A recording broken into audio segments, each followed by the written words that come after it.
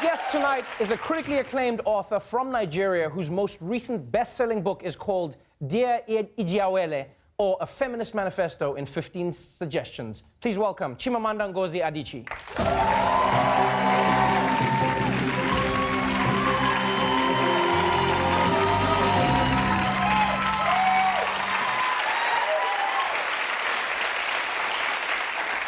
Welcome to the show. Thank you. I'm so excited to have you here because I've been a fan of your work for a long time. I've been a fan of your words for a long time. I have to ask you before we get into the book, as a person who is considered as one of the most foremost feminists of our time, why is it that so many people see the word feminist as a negative thing? Because I think that feminism has long been associated with the most extreme versions of it. So people think a feminist is sort of a crazy woman who hates men and doesn't shave, and right? And so all of these sort of really crazy negative stereotypes, I think, have been attached to feminism, and so people don't want to associate with it. Right? There are people who've said to me, why do you call yourself feminist? Why don't you just say you're a humanist or an equalist? But that is what feminism is. Right. Feminism is about justice for everyone, but you have to name a problem. And the problem is it's women who've been excluded, so we need to call it what it is. Wow, that's fascinating, because that's in many ways, that's the same thing people say about Black Lives Matter. All they go to, why don't you say all lives matter? It's like, well, we know the rest of the lives matter. The problem needs to be addressed. Exactly, yes. The book that you have written here is really different from your other offerings. It's a feminist manifesto in 15 suggestions. And I like that you keep making it easier and easier and easier for people to be feminists. This is a really interesting book. How did this book come about? So a few years ago, my friend had a baby, and so she said to me, I want her to be feminist. I want her life to be better than mine. What should I do? I was like, I don't know. Right?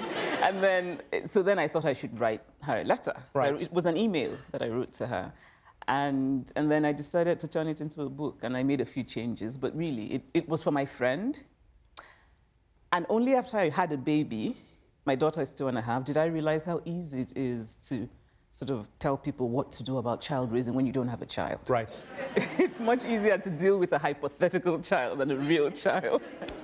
But I'm still trying to follow all of the suggestions. It's just that it's more difficult than you would think. What would you say is the most difficult part of teaching a child or raising a child to be a feminist? You know, it's not that it's easy to do, but it's that you have to fight against, it sort of feels like the universe has a conspiracy against you. So you tell your child, you know, you don't have to play with dolls, but then you go to the store and the girls' sections are just dolls. Right. And, you know, there's still very much that blue and pink binary in the wall, and you're trying to teach your child that, you know, you can be whoever you want to be. So it can feel as though there's a lot that you need to push back, you know, from the world. But it's doable. I'm very optimistic about how we can change the world. What I've always admired about your words on feminism is that you don't seem to live in a world where it's abstract or it's just extreme. Like it never seems to me like you talk about feminism like it's like this is how it is and that is the way it is. Like in the book, for instance, there are some suggestions where you talk about how you can encourage your daughter, if she's a daughter, to be anything she wants to be, to like blue, to play with boys' toys, etc. But that shouldn't mean that she should shun her femininity. That's not what feminism is. So when people find themselves caught up in a conundrum with feminism, like what is the one thing they could say to themselves that just makes it easier to understand? Think of yourself as an individual. Right?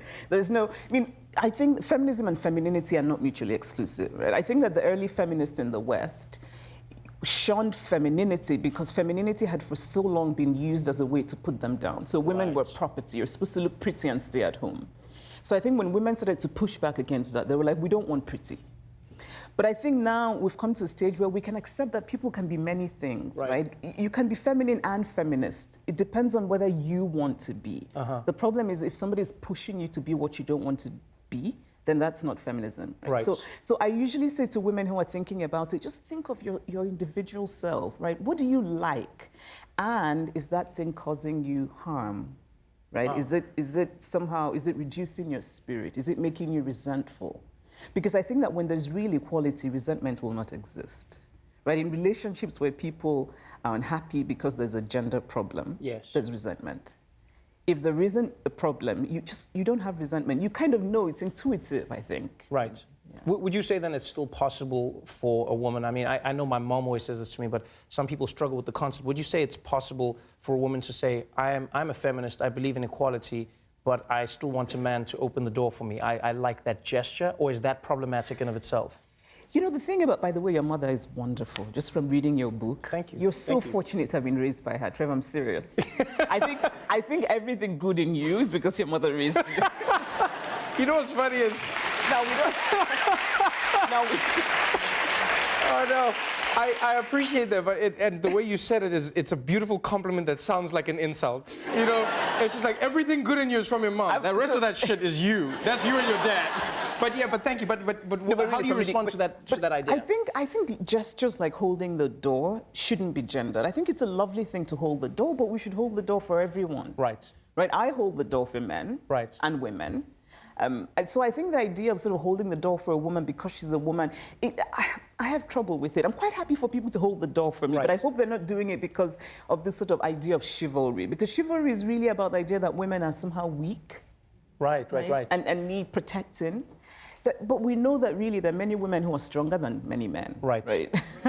So really what I think is that the people we should protect are people who need protecting, whether men or women. Which is also why I sort of have trouble with the idea of women and children, when women are classified in the same, you know, when there's a tragedy and we say women and children should leave first. I think actually it's the people who are weak, unwell, you know, young, wow, that's interesting. Who should leave first, yeah. Wow, this is like a more eloquent argument of what some of the guys on the Titanic said. They were like, I think Chimamanda would want me to leave. Women and children stay behind. But I really do understand what you were saying. Here, there's a fascinating passage in the book, and it's called The Seventh Suggestion, and in this, it's... the paragraph starts with, never speak of marriage as an achievement. And then when we skip forward, it says, when Hillary Clinton was running for president of the United States, the first descriptor on her Twitter account was wife. The first descriptor on the Twitter account of Bill Clinton, her husband, is founder, not husband.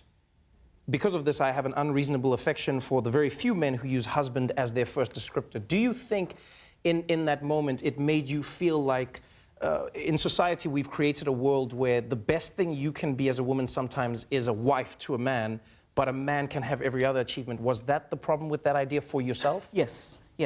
But it's also the larger question of what we expect of women in public life. Why I think that there are many people for whom Hillary Clinton is not relatable unless she primarily defines herself in domestic terms, wife, mother. But wife in particular. Right. Because I think it makes people feel comfortable. I think people are very, people don't know what to do with the idea of a woman who has power or who's seeking power. And so the way to somehow temper that is to say, well, wife, I'm a wife, so therefore I'm not that scary. Right. And it's not, I mean, obviously I think marriage is a wonderful thing and it can be, you know, just such a joy and all of that. But it's that we raise girls to aspire to marriage in a way we don't raise boys to. Right. And I think there's a problem with that. So you have little girls who, from very early on, are thinking about the wedding dress, right? I don't know how many boys think about their wedding tuxedos, right? Not at all, yeah, that's true.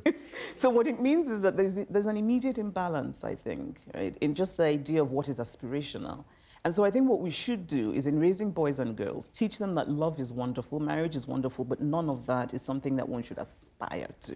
Right, when you say to a girl, oh, you got your PhD, but when are you getting married? Right, which is a common phrase we hear all the time. When raising a child and saying, I'm going to raise a feminist, for many people, the immediate connotation that will come to their mind is, that means you're raising a daughter. Yeah. But from reading your work, a lot of the work has to be done by men. Men need to participate. Yeah. Why is that so important? Because men have to be on board. I think you can change women all you want. If you don't change men, nothing changes, because we share the world, right? It's men and women. And I also think, sadly, that we live in a world where men are more likely to listen to men. Oh. It's true. Wow. You don't think so? So then how do you convince the first man? I think some men have already been convinced. I think people like Barack Obama, for example, is a very good role model because he's feminist and he's cool. right? So he's actually a good, and we need more men like that to speak up. I think men need to speak up. Men need to be on board. Men need to not think of feminism as something to sort of, something that's attacking them. Right. Because I think some men think that. They need to understand that feminism is something that's good for everyone. Because really, when all of us are released from gender roles, we're all better off. Right. And in the end, it's about justice. Don't we want to live in a just world? So there's some men who've been convinced. More men need to be. Trevor, you should get cracking.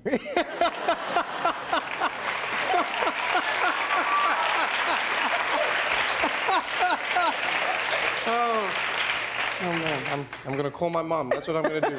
I'm gonna call my mom. Thank you so much for being on the show. So lovely. I really love speaking to you every single time. It's an amazing book.